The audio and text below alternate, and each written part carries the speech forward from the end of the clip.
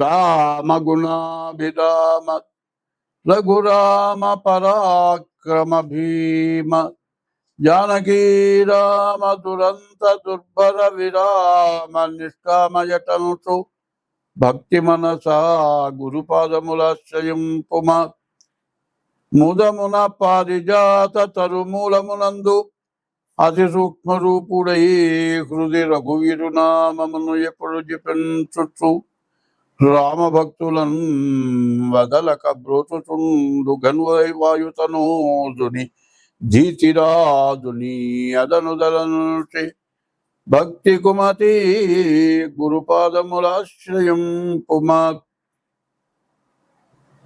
చిత్తశుద్ధిగా నీకు సేవ చేసెదగాని పునమిలో జనుల మెప్పులకు గాదు జన్మ పావనతకై స్మరణ చేసెదగాని సాటివారిలో ప్రతిష్టలకు గాదు ముక్తి కోసరమునే మృక్కి వేడెదగాని దండి భాగ్యము నిమిత్తంబు గాదు మిమ్ము పొగడను విద్యనే అచ్యుతనే గాని కుక్షి నిండెడి కూటి కొరకు గాదు పారమార్థికమునకునే పాటుబడితి కీర్తికినపేక్షబడలేదు కృష్ణవర్ణ భూషణ వికాస శ్రీధర్మపుర నివాస దుష్ట సంహార నరసింహదురిత దూర.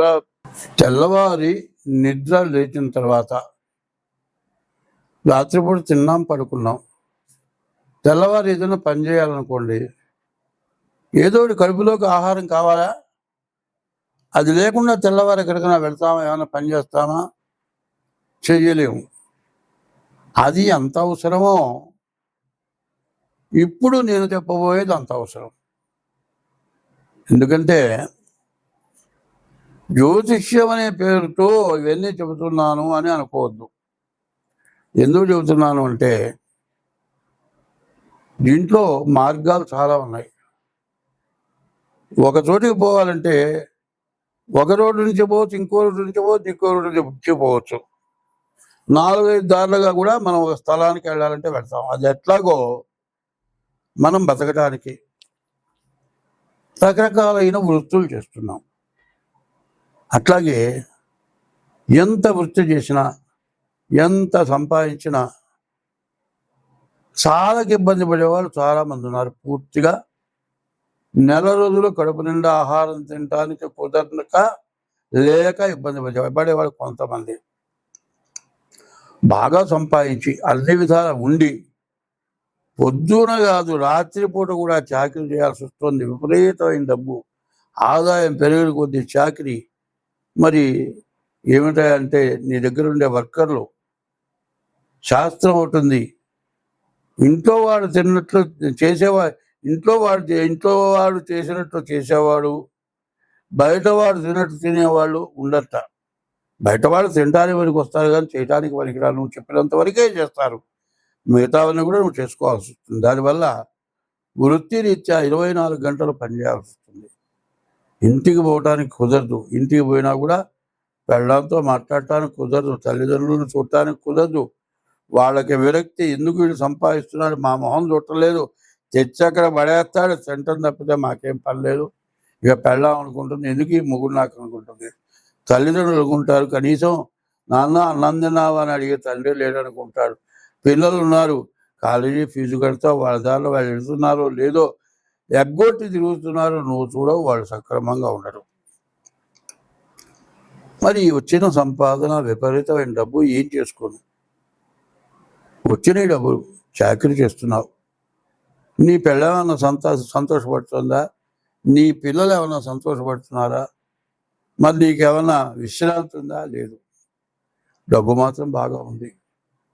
తినడానికి తిండి లేని వాడు అనుకుంటాడు, అబ్బా ఆయన తెగ సంపాదిస్తున్నాడు రా, అబ్బా ఎంత విపరీతంగా ఉందిరా, కనీసం మనతో మాట్లాడు, వాడికి గర్వం అనుకుంటారు. వాడి బాధ వాడికి తెలుసు, వీడి బాధ తింటానే లేక వీడి బాధ వీడికి తెలుసు. సరే, ఇంత చేస్తే, బాగా సంపాదిస్తే కాస్త పిల్లలు వస్తారు, పిల్లలు వస్తే వాళ్ళు కాస్త అండవుతారు, గుమస్తాలతో పని లేకుండా జరుగుతుంది అనుకొని చాకరీ చేసిన తర్వాత పిల్లలు వచ్చి వాడు దేనికో దానికి బానిస అవుతారు, దుర్వ్యసనాలుగా బానిస అవుతారు. దీంతో వీడికి వయస్సు పెరుగుతుంది, వృద్ధాప్యం వస్తుంది. మరి ఈ పిల్లలు తండ్రి సంపాదించిన మొత్తం నాశనం చేస్తారు. పైన తండ్రికి అన్నం పెట్టరు, కొట్టి తిట్టి వెళ్ళగొడతారు. ఇక దీంతో పాటు వీడికి వ్యాధి, షుగరో, బీపీనో, హార్ట్ అటాకో, మరి గ్యాసో, ఏదో రకరకాలైన వ్యాధులు వీడి తయారవుతాయి. వీడు అనుకుంటాడు, ఇంత కష్టపడ్డాను, చిన్నప్పుడు నాకు తినటానికి తిండి లేదు, మా అమ్మ వాళ్ళు కూడా ఏదో వ్యవసాయం చేస్తే గంజి తాగి బతికా, ఎట్లాగో కష్టపడ్డా, ఏదో వ్యాపారం చేశా, దాని మీద దారి దొరికింది, బాగా సంపాదించా, కోట్లు సంపాదించా, కానీ గుమస్తాల మీద ఆధారపడ్డా, వాళ్ళు సరిగ్గా చేయకపోతే చేసే వ్యాపారం పోతుందేమోనని 24 గంటలు కష్టపడ్డా. ఇంట్లో పెళ్ళాంకి తృప్తి లేదు, తల్లిదండ్రులకు తృప్తి లేదు, పిల్లలకు తృప్తి లేదు. పోనీ 4 పిల్లల్లో ఒక్కడు బాగా చదువుకొని నా దగ్గరికి వచ్చాడు, వాడు పనిచేస్తున్నాడు, నాకు విశ్రాంతి దొరుకుతుంది అంటే వాడేం చేస్తున్నాడు? చేసే పని కాక ఒక తాగుడో, జూదమో, ఒక అమ్మాయినో మరి వాడు వాడు ఖర్చు పెడుతున్నాడు. తీరా వీడేమనుకుంటున్నాడు, ఇంత సంపాదించాడు కదా, వీడికి బుద్ధి లేదు, ఆఫీసులో పనిచేసే దాంతో తిరుగుతున్నాడు వీడు, దాన్ని దోచి పెడుతున్నాడు. పోనీ ఇది కాదండి, తాగుతున్నాడు, వీడి ఆరోగ్యం పాడైపోతుంది, ఏ కిడ్నీ పోతుంది అంటున్నారు డాక్టర్లు, వీడు వింటలేదు. ఇట్లా ఆలోచిస్తాడు. ఇట్లా ఆలోచించి వీడికి అనారోగ్యం పెరుగుతుంది. ఈ అనారోగ్యంతో ఏమిటి, అయ్యో ఇంత సంపాదించానే, చిన్నప్పుడు తినటానికి తిండి లేదే, ఇవాళ శోభితంగా తినటానికి అవకాశం ఉందే, చాకిరి చేసినంతకాలం తినటానికి ఖాళీ దొరక్క నానా అవస్థపడి చేశాను, తిండి కూడా మర్చిపోయినాను, ఈ కాస్త అయిపోయిన తర్వాత తిందాం, ఈ కాస్త అయిపోయిన తర్వాత తిందాం అనుకొని పొద్దున్న లేచింది లగాయతూ రాత్రి దాకా తిండి తినకుండా చాకరీ చేసి అప్పుడు తినకపోతే కడుపులో పోలేదు. ఇవాళ విశ్రాంతి దొరికింది, తిందామంటే బీపీ ఉంది, షుగర్ ఉంది, కొలెస్ట్రాల్ ఉంది, హార్ట్ అటాక్ ఉంది, ఏది పడితే తినొద్దంటున్నాడు. అన్నీ చూసి సంతోషించదని తప్పితే ఏమిటి వాళ్ళు నా గతి, ఇంత ఉంది, ఏం చేసుకోను. పుట్టినప్పుడేమో తిండి లేదని అడగటం, వ్యాపారం చేసినప్పుడేమో సరైన చేతి కింద మనిషి లేడని అడగటం, తీరా బాగా 24 గంటలు కష్టపడి చేసిన తర్వాత కొడుకొచ్చి దుర్వ్యసనాలతో పాడైపోవటం, ఇదంతా కాక ఇంత సంపాదించాలి, ఇంత పోతుందని ఏడవటం, చివరికి రోగాలు రావటం, తిండి లేకపోవటం. ఎక్కడన్నా శాంతి ఉందా? శాంతి అనేది కావాలి. ఈ శాంతి ఎట్లా ఉంటుంది? ఇప్పుడు నేను చెప్పేది జ్యోతిష్యంలో కూడా ముందు మనిషికి ప్రశాంతత కావాలి. 24 గంటల ఆలోచన కాదు కావాల్సింది, 24 గంటల్లో కొంత మనకు ప్రశాంతత కావాలి. ఈ ప్రశాంతతే ఆరోగ్యాన్ని ఇస్తుంది. ఎందుకంటే మనం గాలి పీల్చుకుంటున్నాం, చెట్ల నుంచి వచ్చే ప్రాణవాయువు పీల్చుకుంటున్నాం, మన నుంచి గాలి బయటకు వదులుతున్నాం. మనతోటి పాటు పుట్టిన వాటికి మన శ్వాస వాటికి వికటిస్తుంది, బొగ్గు పులుసు వాయువు వాడికి పడదు. మనం వదిలిన శ్వాస చెట్టుకు పనికొస్తుంది. ప్రాణవాయువు ఏమో దాని నుంచి వచ్చిన ప్రాణవాయువు మనకు పనికొస్తుంది. మన నుంచి వచ్చి వదిలినటువంటి బొగ్గు పులుసు వాయువు ఆ చెట్లకు ఉపయోగపడుతుంది. కానీ మనలో మనిషి ఏమన్నా ఉపయోగపడుతున్నారా? లేదు. జీవితం ఏమిటి? బాల్యం, యవ్వనం, కౌమారం, వార్ధక్యం. ఇంత జన్మ ఎత్తిన తర్వాత ఎప్పటికీ ఏ రోజుకి ప్రశాంతత, మనస్సుకు తృప్తి, ఆనందం కలుగుతుందా? లేదు. లేక మా బోటి వారు జ్యోతిష్యం అడుగుతున్నారు, జ్యోతిష్యం చెబుతున్నా. జ్యోతిష్యం డబ్బుల కోసం చెప్పేటట్లయితే రెండో ఇట్లాంటి విషయాలు ఏమీ చెప్పవలసిన అవసరం నాకు లేదు. నాకు డబ్బులే ముఖ్యం అనుకుంటే డబ్బులు వచ్చే మార్గంగా జ్యోతిష్యం చెప్పచ్చు. జ్యోతిష్యంతో పాటు జ్యోతిష్యం అనే పదానికి అర్థం ఏంటంటే చీకట్లో ఒక వెలుగు, అగ్గిపుల్ల వెలుగు ఉంటే కనపడి ముందు అడిగేస్తాం. అట్లా జరిగింది, జరుగుతున్నది, జరగబోయేది, మరి 3 కాలాలది చెప్పగలిగింది జ్యోతిష్యం. హస్త సాముద్రికం, హస్తం చేతులు రేఖలు ఉన్నాయి, మరి చేపలు ఉన్నాయి, గద్దలు ఉన్నాయి, సముద్రంలో ఉండే సర్పాలు ఉన్నాయి, ఇవన్నీ కూడా చేతి రేఖల్లో ఉంటున్నాయి. దీన్ని సముద్రంలో మనకు 84 లక్షల జీవరాశులు, భూమి లోపల 21 లక్షలు, భూమి పైన 21 లక్షలు, ఆకాశంలో 21 లక్షలు, సముద్రంలో 21 లక్షలు, మొత్తం 84 లక్షల జీవరాశులు. మరి సముద్రంలో ఉన్న 21 లక్షల జీవరాశులు భూమి లోపల, భూమి పైన, ఆకాశంలో, సముద్రంలో, ఈ 4 ఉండే జీవరాశులు సముద్రంలో ఉన్నాయి. ఇవి సముద్రంలో తిరుగుతున్నాయి. అయితే ఈ హస్త సాముద్రిక, చేతి ద్వారా చెప్పే జ్యోతిష్యం సాముద్రికం అన్నారు. సాముద్రికం అంటే సముద్రం యువతల ఒడ్డు నుంచుంటే అవతల ఒడ్డు కనపడదు. సముద్రమే కనపడదు కాదు, సముద్రం లోపల ఉండే జీవరాశులన్నీ కూడా మనం చూడలేదు, చూడబోము, కనపడవు. అన్ని రకాల జీవరాశులు మన కంటపట్టలే. అవన్నీ కూడా ఈ హస్త సాముద్రికలో ఇచ్చారు. మరి జ్యోతిష్యం అంటే అంతా చెప్పగలిగిన వాడు లేడు. అట్లాగే సాముద్రికం అంటే సముద్రంలో ఉన్నవన్నీ చూసి అట్లా చెప్పలేడో, ఈ సాముద్రికం ద్వారా కూడా అంతా చెప్పగలవాడు లేడు అని అనాలి. అంటే అంతా నాకు వచ్చు అనకూడదు. అంతా నాకు వచ్చు అనుకుంటే ఇక వాడు శాంతం ఎవరికి ఏమీ చెప్పలేడు. అటువంటివి బాధలు కలుగుతున్నాయి. ఇటువంటి వాటితో పాటు కొన్ని ముఖ్యమైనవి నేను చెబుతున్నది ఏమిటో ఇప్పుడు ఒక్కసారి వివరిస్తా. ఇది నీవు పడే బాధల వరకే ఇప్పుడు చెప్పా. ఇక జరుగుతున్నవి చెబుతున్నా. ఆకాశం నుంచి సూర్యకిరణాలు వస్తున్నాయి. సూర్యకిరణాల ద్వారా భూమిలో ఉన్న నీరుని సూర్యకిరణాలు గుంజుకున్నాయి. ఎండాకాలం అయిపోయిన తర్వాత వర్షాకాలం వస్తుంది. ఆ నీరుని గుంజుకున్న నీరు మొత్తం భూమిలోకి వస్తుంది. ఈ భూమి ద్వారా పంట పండుతుంది. 2 ముఖ్యమైనవి ఏమిటి? ఒకటి ఆకాశం, 2 భూమి. భూమి ఏమో భూదేవత తల్లి, తండ్రి ఎవరు? సూర్య భగవానుడు. ఈ సూర్య భగవానుడు ప్రపంచ దేశాల మొత్తంలో కూడా కనపడే సూర్య భగవానుడు ఒక్కడే. ప్రపంచ దేశాల మొత్తంలో కనపడేది భూమి ఒక్కటే. ఈ 2 ముఖ్యమైనవి. అయితే వీటి మధ్యలో జలం వస్తుంది. ఈ జలం అంటే నీరు. ఈ నీటి వల్ల మరి అమర్నాథ్, ఋషికేశ్, మరి హరిద్వార్, మరి అన్ని ప్రపంచం మొత్తం విపరీతమైన వరదల వల్ల చాలా బాధలు కలిగినాయి. అనేక రకాలైన సూక్ష్మజీవులు తయారైనాయి. రకరకాలైన వ్యాధులు వస్తున్నాయి. అందరం బాధలు పడుతున్నాం.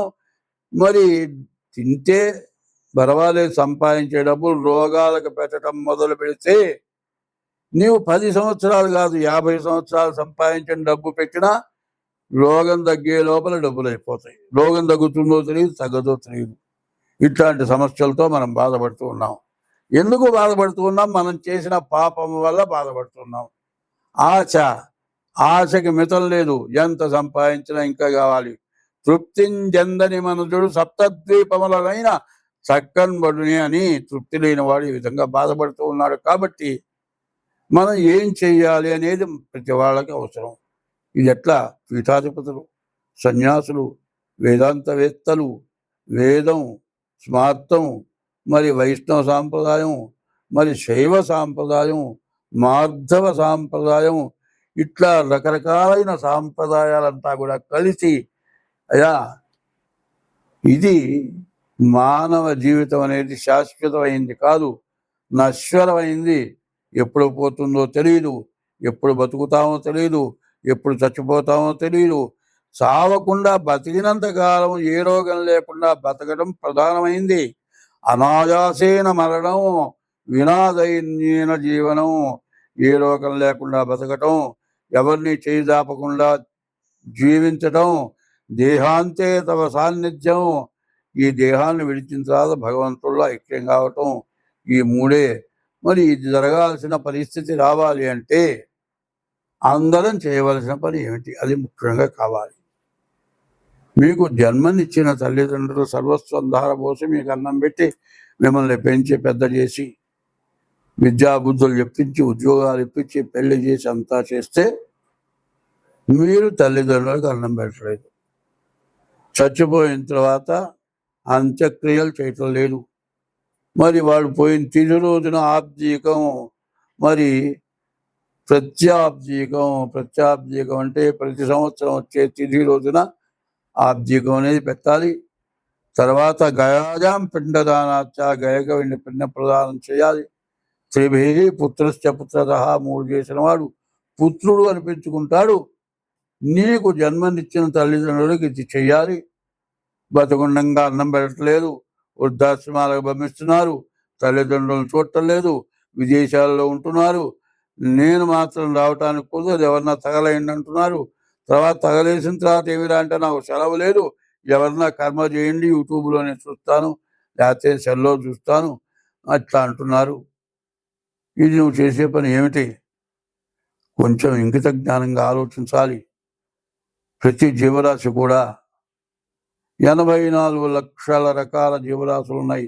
చీమ దగ్గర నుంచి దోమ దాకా కూడా. ఒక జీవరాశికి కష్టం వస్తే, ప్రాణాపాయం వస్తే ఇంకొక జీవరాశి సంరక్షణ చేస్తుంది.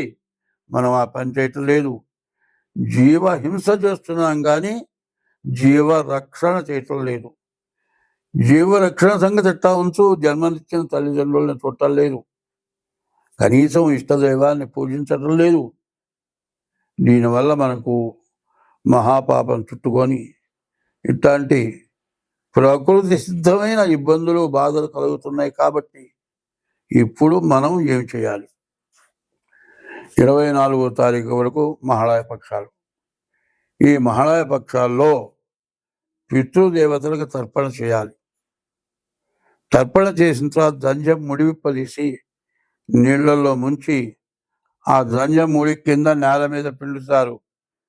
పిండేటప్పుడు ఒక శ్లోకం చెబుతారు. ఏకైచ, నేను చేస్తోంది అస్మత్కులే జాతా, నా కులంలో పుట్టిన వాళ్ళు, అపుత్రాహ, పుత్రులు లేని వాళ్ళు, గోత్రులో మృతాహ, గోత్రీకులు లేకుండా చచ్చిపోయిన వాళ్ళు, తే గృహంతు, ఈ నీళ్లు భూమి మీద పడిన తర్వాత అటువంటి వాళ్ళందరికీ మోక్షం కలుగ్గాక అనుంది.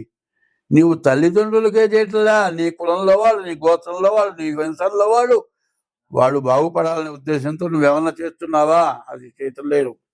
నీకు జన్మనిచ్చిన తల్లిదండ్రులకు అన్నం పెట్టలేదు, చచ్చిన తర్వాత వాళ్ళకి శ్రాద్ధ విధులు చేయటం లేదు, నీ ఇష్టదైవాన్ని పూజించడం లేదు. కనీసం 24 గంటలు తెల్లవారి నిద్ర లేచిన తర్వాత డబ్బు డబ్బు డబ్బు డబ్బు ఇదే ఆలోచనతో జీవితం గడుపుతున్నాం. చివరికి కనీసం రోజులో 24 గంటల్లో జీవితమున సగభాగంబు నిద్దురతే సరిపోవు, మిగిలిన ఆ సగభాగంబు చిత్తశుద్ధి లేకపోవు. అతి నిద్రాలోలుడు, తెలివిలేని మూర్ఖుడు, పరమార్థం కానలేక నిద్దురతో చెడతాడు.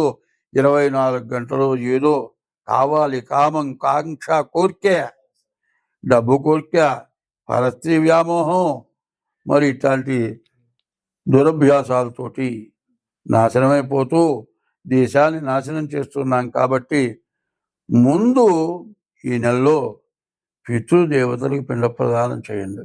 2, రోజు నువ్వు పుట్టిన తర్వాత నీ తల్లి నీవు కనపడితే ఎక్కడికన్నా వెళితే వెతుక్కొచ్చన్న అన్నం పెడుతుంది. కాదు, నువ్వు ఇంటికి వస్తే నాన్న అన్నం తిందా అన్నం పెడుతుంది.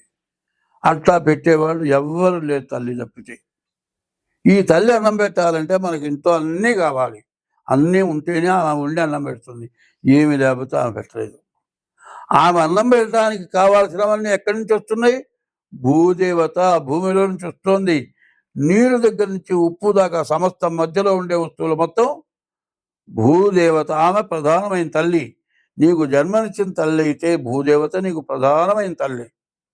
ఆ తల్లిని పూజించటం లేదు, భూదేవతను పూజించాలి. విష్ణుమూర్తి యొక్క భార్య భూదేవత. మరి ఈశ్వరుడు యొక్క భార్య గంగ, ఆయన శిరస్సున గంగ ఉంది. విష్ణుమూర్తి యొక్క భార్య భూదేవత. ఇద్దరిని పూజించక మనం అన్నిందాలా భ్రష్టపడుతున్నాం. కాబట్టి 24వ తారీఖు వరకు కూడా, అమావాస్య వరకు 23 వరకు మహాళయ పక్షాలు, పితృదేవతల పితృశ్రాద్ధాలు చేయాలి. 24 నుంచి మరి సెప్టెంబర్ 24 నుంచి అక్టోబర్ 2వ తారీఖు వరకు కూడా దసరా నవరాత్రి ఉత్సవాలు.